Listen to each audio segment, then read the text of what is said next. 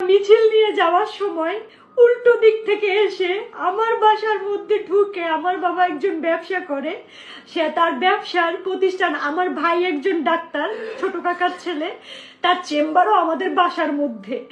এই চেম্বারের মধ্যে ঢুকে আমাদের পুরো ভাইরা চুইরা কিচ্ছু রাখে নাই, আমার কাকাকে খুঁজতেছিল, আমার ভাইকে খুঁজতেছিল, মানে এরা কোথায়। আমার মা বাইরে ছিল, আমার মা শুধু নিরুপায় হয়ে দাঁড়ায় দেখতেছে যে ঘরে ফ্যান বলেন, খাবার জলের জগ বলেন, একটা একটা গ্লাস বলেন, কিচ্ছু রাখে নাই, পিটাই ভাইয়া ফেলাইছে। বাবা যতটুকু পারছে ছবি তুলছে এবং বাবারে মারছে, বাবার গায়ে হাত দিছে।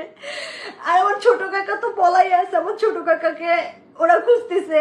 মানে আমরা কতটা নিরুপায় আজকের এই ছাত্রদের কারণে। আমরা এখন কি দেশ ছেড়ে, নিজের জায়গা জমি ছেড়ে কি আমরা ইন্ডিয়া পালাই যাবো, এটা মনে করতেছে সবাই। কেন ইন্ডিয়া যাব? আমরা স্বাধীন দেশে বাস করি না? আমরাও দেশের নাগরিক না? তো তাহলে কেন আমাদের সাথে এরকম হবে? আমরা তো স্বাধীনতা, ঠিক আছে, সবই ঠিক আছে,